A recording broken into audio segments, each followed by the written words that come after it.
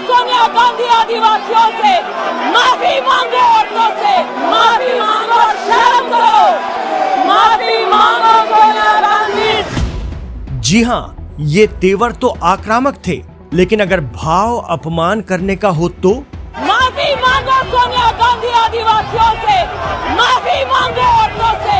ये हम नहीं कह रहे, लेकिन चर्चा है कि इस एक वाकये ने अमेठी में स्मृति ईरानी की हार का प्लॉट तैयार कर दिया था।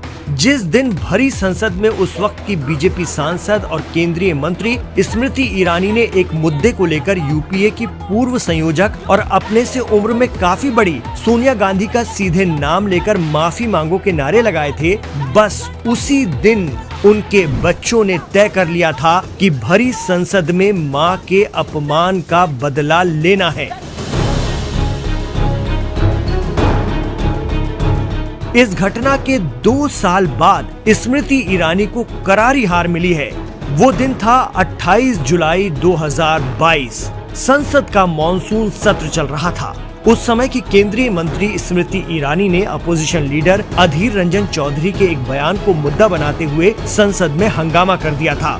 स्मृति ईरानी का आरोप था कि अधीर रंजन चौधरी ने आदिवासी राष्ट्रपति द्रौपदी मुर्मू को लेकर गलत बयानी की है। पहले तो वो इस पर सख्त तेवरों के साथ बोली, लेकिन उन्होंने कांग्रेस की सीनियर नेता सोनिया गांधी का नाम लेकर भरी संसद में माफी मांगो के नारे लगवा दिए।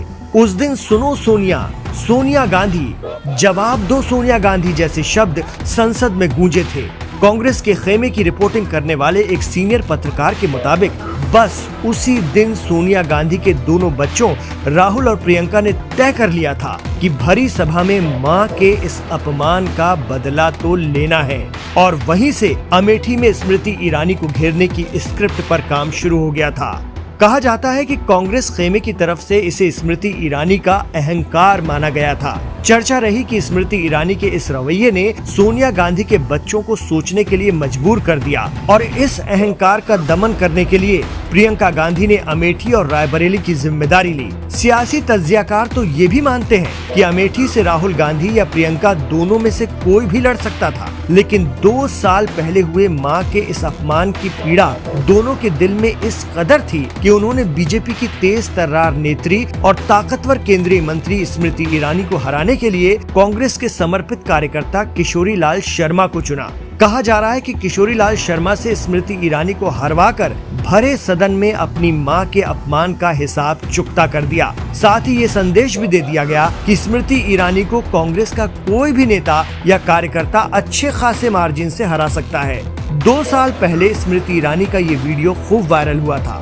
कांग्रेस बीट देखने वाले एक सीनियर पत्रकार के मुताबिक चर्चा रही है कि अपनी उम्र से काफी सीनियर कांग्रेस नेता सोनिया गांधी का सीधे नाम लेकर सदन में जिस तरह से स्मृति ईरानी उस वक्त बोल रही थी, ये अमर्यादित भाषा कही गई जो उनके बच्चों को चुभ गई थी। आखिरकार मां की बेहुरमती का बदला अमेठी में सियासी दुर्गत कर ले लिया गया।